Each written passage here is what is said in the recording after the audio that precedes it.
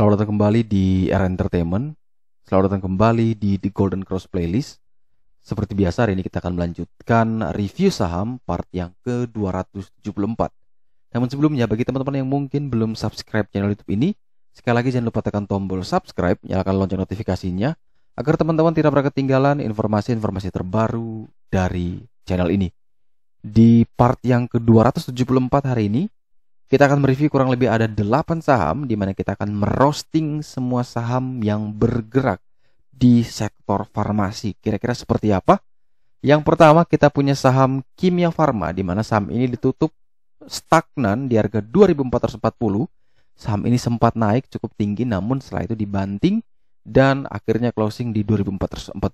Secara indikator dari The Golden Cross itu sendiri sudah menunjukkan resiko low, di mana resiko rendah ini dekat sekali dengan level support di 2370. Artinya kurang lebih hanya 70 poin atau 7 tick lagi dia akan menuju ke area support terkuatnya, sehingga sangat-sangat menarik jika di hari Senin nantinya KF bisa turun dulu ya. Mungkin di bawah 2400 itu adalah best buy, asalkan dia masih bisa kuat dan bertahan di 2370. Sehingga area buy yang menarik untuk KF adalah di berapa? Yaitu di 2370 sampai dengan 2400 dengan batasi cut loss kurang lebih di 2330 2340 dengan target kenaikan adalah ke 2700. Kita langsung pasang target ke PBH, dan kalau itu bisa ditembus lagi maka target jauhnya adalah menuju 40 hari harga tertinggi di 3070. Sekali lagi, poin atau kunci penting dari Kimia Farma ini di level 2370, karena level itu sudah beberapa kali mencoba untuk diuji, 2 kali di sini, 1 kali mau mencoba juga di sini, dan di sini sudah ada kurang lebih 1 kali lagi, sehingga diharapkan semoga bisa kuat lagi bertahan di 2370, maka ada peluang dia bisa kembali technical rebound. Tetapi kalau ternyata dia jebol di bawah 2370, tentu kita tidak akan membeli. Jadi sekali lagi, pastikan kalau dia memang masih bisa kuat dan bertahan di atas 2370, maka range buy-nya tadi adalah 2370 sampai dengan 2400. Itu adalah best buy buat teman-teman. Tapi bagaimana kalau misalkan ternyata Kak, dia tidak turun malah naik terus? Ya sudah, kita boleh beli kalau dia bisa naik di atas 2500. Jadi buy on breakout di atas 2500, barulah kita pertimbangkan untuk masuk. Jadi selama dia masih bermain di area tersebut di 2400-an sampai dengan 2500, maka mending kita wait and see terlebih dahulu. Selanjutnya kita punya saham Enough, di mana saham ini ditutup stagnan juga di 2180. Kalau misalkan teman-teman perhatikan bahwa saham Enough ini memiliki level yang paling menarik dibandingkan Kimia Farma tadi. Kalau Kimia Farma tadi punya selisih kurang lebih 7 tick, maka untuk Enough cuma 1 tick saja, yaitu level support terkuat di 2170 dan harga penutupan di 2180, dan ini menjadi poin yang sangat menarik. Kalau ternyata dia masih bisa kuat dan bertahan di level super kuatnya di 2170, maka ada peluang buat Enough bisa terus melanjutkan kenaikan menuju ke level 2320 dan target jauh menuju 40 hari harga tertinggi di 2560. Tetapi kalau misalkan Enough ini tidak mampu bertahan di level 2170, maka ada peluang besar Enough masih bisa terus melanjutkan penurunan terdekat ke 2150. Itu menjadi level low 40 hari terendahnya. Dan kalau itu pun tidak mampu ditahan, maka level 2100 dan 2000 sangat besar peluang untuk bisa ke sana. Jadi teman-teman besok perhatikan baik-baik level kuncinya di 2170. Kalau ternyata itu bisa bertahan, kalau itu bisa mampu bertahan di atas level tersebut, maka teman-teman bisa pertimbangkan beli. Dan ini sekali lagi saya jelaskan, kalau masih ada yang bertanya juga, kalau masih bisa bertahan itu kapan? Opening kah? Atau di tengah hari kah? Atau waktu closing kah? Selalu saya punya jawaban yang sama, yaitu ketika Anda melihat chart tersebut. Ya, ketika besok teman-teman buka HP mungkin jam 9 pagi, ternyata dia harganya sudah 2150, ya artinya dia tidak bertahan. Tapi kalau teman-teman buka chartnya, buka smartphone teman-teman, buka aplikasi trading, ternyata lihat Enough di 2180, artinya dia bertahan, ya beli. Selesai. As simple as that. Jadi kapan kamu bangun dan kamu lihat Disitulah titik dia antara bertahan atau tidak. Kalau kamu buka dia di bawah 2170, artinya dia tidak bertahan, tidak perlu masuk. Jangan kita kejar. Itu yang jadi permasalahan kita itu, karena takut ketinggalan, kita buy saja lah, kan level support 2170. Saya ambil di 2140 kan lebih rendah artinya. Iya kalau dia bisa naik lagi. Kalau ternyata dia menuju next support, siapa yang mau tanggung jawab? Nah, itu yang selalu saya katakan adalah buy on support itu membantu kita dengan mudah mengidentifikasi, oh, kalau ternyata dia gagal bertahan, level cut loss saya di sini. Tapi kalau teman-teman beli di bawah level supportnya, pertanyaannya, teman-teman tahu tidak next levelnya, level support berikutnya berapa? Kalau tidak tahu, di mana harus menjual? Kapan harus menjual? Kalau bisa jawab itu, lakukan saja, tidak masalah. Tapi kalau tidak bisa menjawab, jangan coba-coba lakukan. Sehingga enough ketika teman-teman lihat dia masih bisa bertahan di atas 2170, buy. 2170 sampai dengan 2180, target kenaikan ke 2320 sampai dengan 2560, cut loss kurang lebih di 2130, 2140. Tapi kalau ternyata dia malah turun dulu, ya sudah, kita wait and see. Tetapi kalau ternyata dia langsung open gap up katakan, maka silakan tunggu minimal dia breakout di 2210. Di situ ada gold line, ya. Tunggu dia breakout di 2210 baru masuk. Selama dia masih bermain di area situ 2190 sampai dengan 2200, ya mending teman-teman wait and see.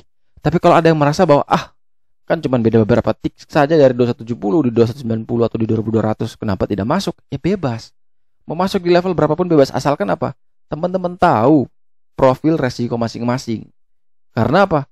Ada yang mungkin beli di 2200, cut loss jadi 2130, kurang lebih 70 poin, dia merasa bahwa angkanya tidak terlalu besar. Tapi ada juga yang mengatakan, wah itu minusnya besar sekali, saya tidak bisa. Nah, oleh sebab itu, kembali kepada masing-masing yang bisa menentukan seberapa besar resiko yang bisa diterima. Jadi sekali lagi, enough secara indikator, the golden cross, menunjukkan resiko low. Ini bagus sekali. Tetapi ingat, indikator belum tentu 100% benar ya. Jadi tetap kita harus, kuncinya adalah tetap harus disiplin. Kalau ternyata tidak sesuai ekspektasi, kita sudah tahu kapan kita harus keluar dan di mana kita keluar. Dan kalau ternyata tidak sesuai ekspektasi juga kita tahu di mana kita harus keluar dan bagaimana cara mengatasi agar kita tidak cepat taking profit ya. Jadi jangan sampai baru naik 1% TP malah naik terus, nyesel. Sudah sampai dia sudah naik 10% baru beli lagi ya. Habis beli amblas ARB, rugi dong tadi cuma 1%. Nah itu jangan sampai kita seperti itu. Habis jual sahamnya malah terbang terus karena punya penyesalan, kita beli lagi. Itu bagi saya itu sebuah kesalahan fatal ya. Kalau ternyata tadi kita tidak mau atau kita takut untuk menjual dan setelah itu dia naik lagi, ya sudah mending jangan jual langsung gitu. Kita ada sistemnya. 50% dulu kita jual, atau kita naikkan trailing stop. Itu kan ada sistem yang bisa membantu kita agar memaksimalkan profit. Jadi jangan asal di TP-TP saja gitu. Kita tahu target profit kita cukup jauh, maka caranya untuk bisa kawal sampai ke sana ya kita salah satunya adalah dengan naikkan trailing stop. Selanjutnya kita punya saham Piva, di mana saham ini juga sangat menarik ya kalau kita melihat dari indikator atau dari chart Golden Cross. Indikator sendiri menunjukkan low, resiko rendah, dan ini masuk menjadi salah satu, sekali lagi, kriteria saya sendiri. Saya pribadi melihat ini sebagai salah satu kriteria terbaik versi saya ya. Di mana pertama, dia downtrend. Oke. Sorry, ini terlalu. Oke, dia downtrend, mengalami penurunan. Kemudian dia sideways, dan sideways ini cukup panjang. Tapi sideways yang cukup panjang ini berada di atas level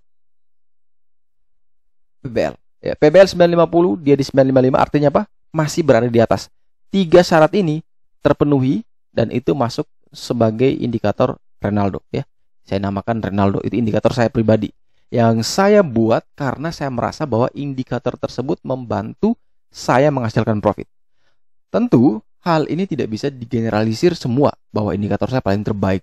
Ketika saya ngomong gitu semua saham pasti naik, tidak mungkin. Tetapi menurut saya pribadi, selama saya trading dari Januari sampai hari ini, saya masih mendapatkan profit secara net dan itu year to date-nya ya dibandingkan dengan IHSG itu jauh lebih besar. Sehingga saya merasa bahwa teknik ini perlu saya pakai gitu. Ada orang juga menggunakan tekniknya tapi hasilnya lebih besar lagi. Miliaran dia dapat dari itu. Sah-sah saja karena setiap orang punya cara, punya teknik sendiri. Nah, teman-teman juga harus cari tahu tekniknya seperti apa. Jadi mungkin nonton di saya channel ini Renaldo Dona, mungkin teman-teman nonton di Borneo Trader, itu channel yang luar biasa juga membahas saham, review juga setiap hari. Mungkin teman-teman nonton juga di channel lain. Katakan teman-teman bisa lihat juga di AG Investor atau teman-teman di Wisdom Invest, atau teman-teman bisa nonton di saham siapa yang lebih bagus, yang lebih punya nama, mungkin Astronaci. Nah, itu teman-teman melihat dari semua sudut pandang, akhir teman-teman bisa mengambil satu kesimpulan kecil yang membuat teman-teman punya yang namanya rumusan sendiri atau kriteria screener sendiri. Jadi 3 syarat tadi itu memang menjadi screener saya ya. Jadi kalau misalkan kasusnya kayak PIVA, ini langsung masuk menjadi list untuk saya beli di hari Senin. Ini versi saya pribadi nih. Kalau INAF ini masih bisa ya, saya juga akan masuk list ini untuk membeli, tapi jauh lebih menarik memang dari PIVA. Karena apa? Jatuhnya cukup dalam dan sideways-nya sudah lama. Kalau INAF naiknya tidak terlalu tinggi, walaupun sideways-nya juga panjang. Nah, dua ini memang menarik, tapi kalau ditanya paling menarik ya jawabannya PIVA. Tapi kalau disuruh memilih tidak ada batasan ya PIVA sama INAF sudah masuk menjadi 2 watchlist saya di hari Senin. Jadi kalau misalkan mau beli PIVA, pastikan yang pertama dia harus kuat dan bertahan di atas 950. Kalau memang masih bisa kuat dan bertahan di atas 950, maka silakan beli dengan range buy 950 sampai dengan 960. Batasi cut loss kurang lebih di 910. Kita langsung pakai 40 hari harga terendah untuk menjaga manipulasi pergerakan. Dan juga untuk target kenaikan kita menuju ke 1020 sebagai TP1 atau sebagai area taking profit di resisten. Dan target jauh adalah menuju 40 hari harga tertinggi di 1355. Kemudian selanjutnya kita punya emiten TCPI, di mana emiten ini tutup minus 0,31% di harga 8.225, dan emiten ini menarik sekali menurut saya. Kenapa? Dia sedang berusaha, sedang berjuang untuk bisa menembus level resisten paling kuat di 8350. Ini kalau kita perhatikan bahwa kurang lebih ada 125 poin lagi, atau kurang lebih ada 5 ya kalau tidak salah, ada 5 tick lagi untuk mencapai atau untuk bisa menembus atau sama dengan level PBH. Nah, sudah beberapa kali dia uji ya. Ini kalau teman-teman perhatikan, ini uji pertama tidak tembus, uji lagi yang keempat di sini tidak tembus dan selalu dibanting. Kemudian dia uji lagi kemarin tidak tembus, uji lagi hari ini tidak tembus, dan ini menjadi sebuah warning besar ya, warning besar. Kalau ternyata sekali lagi tidak tembus, maka ada indikasi dia akan kembali koreksi ke level 7725. Tetapi kalau misalkan dia berhasil breakout, maka peluang besar dia akan terus melanjutkan kenaikan bahkan sampai ke TP3 di 8750. Nah, ini teman-teman harus lihat betul. Kalau TCPI selama dia masih belum breakout di 8350, mending tunggu di 7725, tunggu di level support. Tapi kalau ternyata bisa mampu breakout, maka silakan teman-teman buy on breakout di 8350 sampai dengan 8400. Target kenaikan adalah menuju TP3 di 8750 dan selalu batasi cut loss kurang lebih di 8300 atau di 8275. Sekali lagi, kalau dia tidak mampu breakout, mending wait and see, dan mending lebih aman teman-teman bisa tunggu di dekat area support terkuatnya atau area PBL. Oke teman-teman, sekali lagi bagi yang masih belum mendaftar live webinar 2-in-1 Bandarmologi 101 plus belajar valuasi saham, teman-teman bisa segera melakukan pendaftaran dengan cara klik link yang ada di deskripsi video ini, atau bisa buka Google dan ketik bit.ly/Joran Bandar, di mana open registrasi telah dibuka mulai dari tanggal 3 Juni kemarin dan akan ditutup tanggal 30 Juni. Walaupun pendaftaran masih lama, teman-teman tetap harus bisa segera booking seatnya. Kenapa? Karena selain teman-teman mendapatkan Bandarmologi 101 ilmunya, teman-teman juga akan belajar dapat spesial bonus ya, 100% The Golden Cross. Jadi teman-teman belajar bareng, ada bandarmologi, bagaimana cara menghitung nilai sebuah saham, teman-teman dapat bonus lagi untuk bisa akses semua chart yang biasa saya ulas di YouTube ini, chart premiumnya, dan juga akan mendapatkan grup alert ya. Itu di sana ada alert buy, ada alert sell, ada PBL farm, ada juga white demand. Itu teman-teman bisa membantu mempermudah teman-teman dalam hal untuk trading. Jadi tidak perlu kita manual lagi, garis-garis manual, tidak perlu kita cek lagi mana yang breakout MA, mana yang bagus dekat support. Semua ada screenernya yang membantu teman-teman biar bisa segera mengambil keputusan. Pasti ada yang bertanya, nanti kan susah, bagaimana cara kita biar bisa mengerti aplikasi-aplikasi dalam The Golden Cross. Nah, nanti direncanakan setelah webinar ini, maka kita akan mengadakan mini webinar bersama The Golden Cross, dan itu sifatnya adalah private, dan yang hanya bisa ikuti adalah mereka yang terdaftar di dalam grup premium. Dan kalau untuk akses grup premium saat ini senilai 150.000 per bulan, namun khusus kali ini teman-teman hanya membayar 123.000, teman-teman bisa mengikuti live webinar 2-in-1, dapat ilmu bandarmologi, dapat belajar valuasi saham, plus dapat bonus The Golden Cross nilai 150.000. Artinya teman-teman bayar 123.000 langsung cuan 27.000. Karena apa? TGC saja 150.000. Bayar 123.000 dapat 150.000. Belum dua ilmu ini yang menurut saya kalau kita hitung dengan nilai, saya yakin tidak punya nilai. Karena apa? Ilmu itu menjadi bekal untuk bisa kita pakai ke depannya. Sekali webinar, teman-teman bisa bawa dan bisa jadikan itu sebagai sebuah ilmu. Siapa tahu dengan ilmu yang ada bisa mendapatkan profit yang bagus. Dan sekali lagi saya tegaskan bahwa Timothy akan membahas tentang valuasi saham, Om Abdul akan membahas tentang bandarmologi. Dan saya pribadi secara spesial saya akan membagikan pengalaman saya selama saya berada di market kurang lebih 7 tahunan. Dan saya akan membagi bagaimana sih cara saya melihat bandar itu seperti apa. Nah, itu akan saya sharing memang murni pengalaman saya. Jadi mungkin akan lebih menarik dan kita akan banyak diskusi di sana. Jadi jangan sampai ketinggalan, jangan sampai kehabisan bonusnya, karena seat webinar unlimited tapi bonus TGC ada batasnya. Jadi jangan sampai kehabisan karena yang sudah mendaftar cukup banyak, dan itu tentu saya apresiasi. Terima kasih buat teman-teman yang sudah mendaftar, dan yang belum mendaftar masih ada kurang lebih 18 hari lagi. So, jangan sampai teman-teman kehabisan acaranya. Selanjutnya kita punya saham KLBF, di mana saham ini ditutup naik tipis 0,34% di harga 1.450. Kalau kita perhatikan, emiten ini sudah sangat bagus dari penutupannya. Kalau kita berbicara tentang teori teknikal, ini teori teknikal nih. Teori kan belum tentu dengan prakteknya apakah bisa sejalan atau tidak. Tetapi kalau berdasarkan teori, ketika sebuah saham mengalami kenaikan, kemudian mengalami koreksi, dan koreksi ini kemarin menembus ini, maka kita sebenarnya harus sudah bisa cut loss ya sebenarnya, atau minimal setengah body ini kita sudah bisa cut loss. Karena apa? Artinya memang tekanan jual cukup kuat. Tetapi kalau misalkan teman-teman perhatikan, ini kalau saya hapus lagi,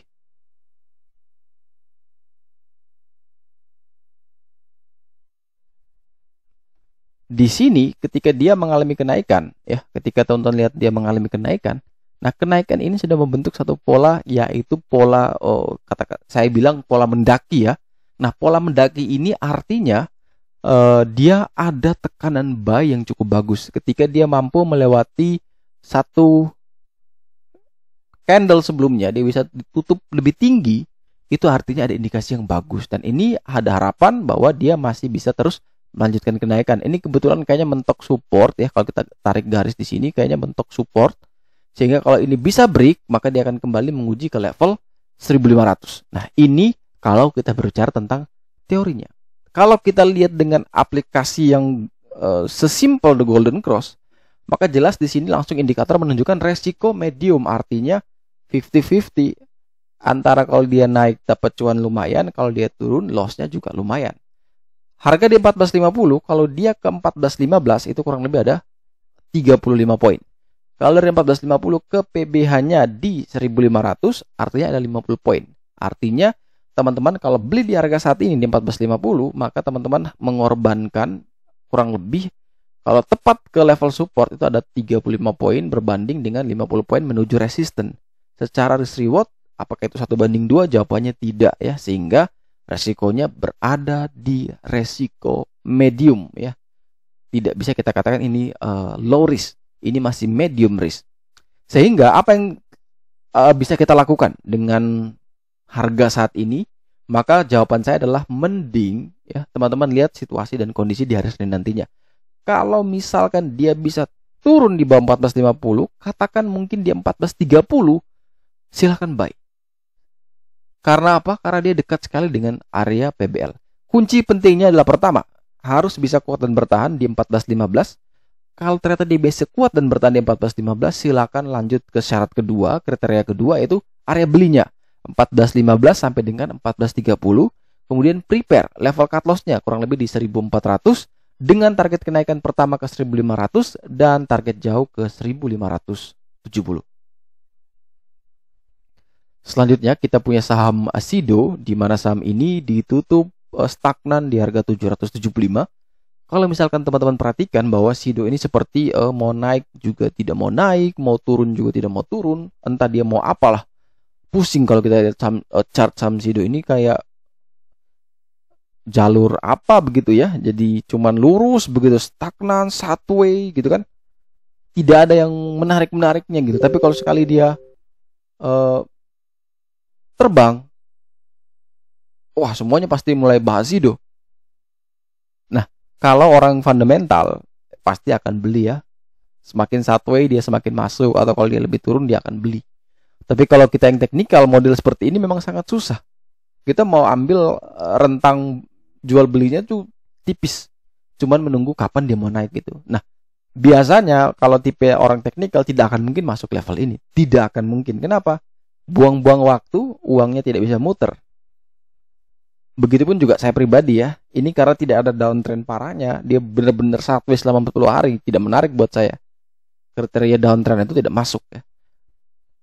Jadi sekali lagi kalau misalkan ada yang mau membeli, ya sudah saya informasikan saja level support di 765, level resistance di 785. Artinya 765 ke 775 itu 10 poin. 775 ke 785 juga 10 poin. Risk medium 1:1. Di sini kalau misalkan teman-teman yang ingin membeli, lebih disarankan pertama pastikan dulu sekali lagi kuat dan bertahan di 765. Kalau ternyata bisa kuat dan bertahan di 765, ya sudah masuk kurang lebih di 765 atau 770. Ataupun kalau masuk di 775, 780 sekalipun, 785 sekalipun, sebenarnya itu masih range yang tidak terlalu lebar sebenarnya. Tapi kalau bisa dapat dekat dengan 765 itu jauh lebih bagus. 765 atau 770 itu mungkin menjadi range yang menarik asalkan 765 itu bisa ditahan. Kalau ternyata 765 itu jebol, bisa jebol dari 765, ya mending teman-teman wait and see. Tapi kalau bisa bertahan, ya maka ada peluang besar dia bisa melanjutkan kenaikan ke resisten 785.